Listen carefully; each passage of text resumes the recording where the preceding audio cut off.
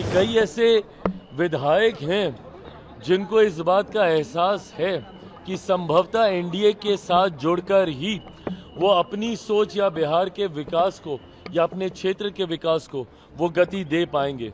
ऐसे में कई विधायक गाहे बगाहे हम लोग के भी संपर्क में हैं जो प्रधानमंत्री नरेंद्र मोदी जी की सोच के साथ जुड़ना चाहते हैं, मुख्यमंत्री नीतीश कुमार जी के नेतृत्व के साथ जुड़ना चाहते हैं। पार्लियामेंट का सेशन और बिहार विधानसभा का सत्र दोनों की शुरुआत होने जा रही है और दोनों जगह एनडीए ने जिस मजबूती के साथ अपनी उपस्थिति दर्ज की है, ऐसे में अगर मैं बिहार की बात करूं तो ये शुरुआत होगी उन वादों को पूरा करने की जो चुनाव प्रचार के दौरान एनडीए के द्वारा, हमारे नेताओं के द्वारा, हम लोगों के द्वारा जो वादे किए गए थे, संकल्प पत्र में जिन बातों का जिक्र हम लोगों ने किया था।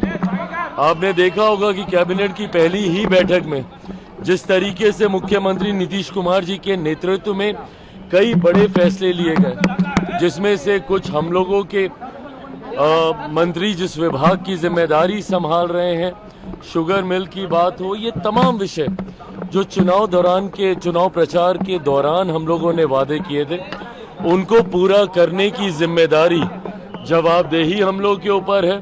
दूसरी तरफ जब पार्लियामेंट का सत्र भी कल से शुरू हो रहा है, मैं मानता हूं विपक्ष एक बार फिर से गतिरोधक बनने का प्रयास करेगा।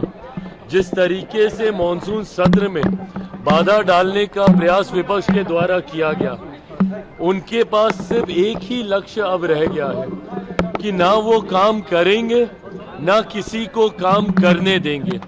इसी भूमिका में विपक्ष बिहार में भी और यही भूमिका में केंद्र में भी विपक्ष ना काम करना है ना काम करने देना है। ये सोच गलत है विपक्ष की।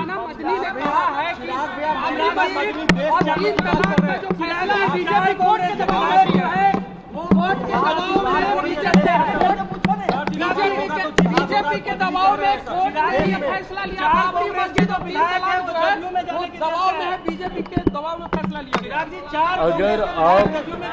अगर आप न्याय प्रणाली पर भी भरोसा नहीं करेंगे तो ये गलत है ना। आप देश को आप अराजकता में नहीं लेके जा सकते। कानून व्यवस्था जिसके ऊपर और कोई नहीं है, कानून के सामने हर कोई एक बराबर है और भारत में कानून का राज चलता है।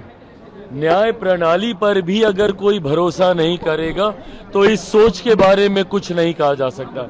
भारत की न्याय प्रक्रिया जिस तरीके से बिना कोई पक्षपात किए सत्य के साथ न्याय की स्थापना के लिए कार्य करती है, ऐसे में अगर आप उसको भी किसी राजनीतिक दल के दबाव की बात कहेंगे तो आप बुनियादी ढांचे के ऊपर प्रहार कर रहे हैं।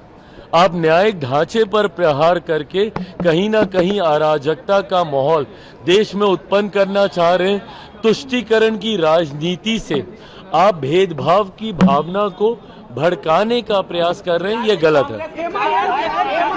जेडीयू के साथ जाने की बात हो रही है, तेजस्वी ने बैठक बुलाई, कांग्रेस के विधायक नहीं पहुंचे। देखिए, मुझे नहीं पता कि कौन किसके साथ जाने की सोच रख रहा है, नहीं रख रहा है। एनडीए अपने में इतना ज्यादा मजबूत है, 200 से ज्यादा सीटें जीतकर हम लोग का गठबंधन है। ऐसे में मैं जरूर मानता हूं कि कई ऐसे विधायक हैं जिनको इस बात का एहसास है कि संभवतः एनडीए के साथ जुड़कर ही वो अपनी सोच या बिहार के विकास को या अपने क्षेत्र के विकास को वो गति दे पाएंगे। ऐसे में कई विधायक गाहे बगाहे हम लोग के भी संपर्क में हैं जो प्रधानमंत्री नरेंद्र मोदी जी की सोच के साथ जुड़ना चाहते हैं, मुख्यमंत्री नीतीश कुमार जी के नेतृत्व के साथ जुड़ना चाहते हैं।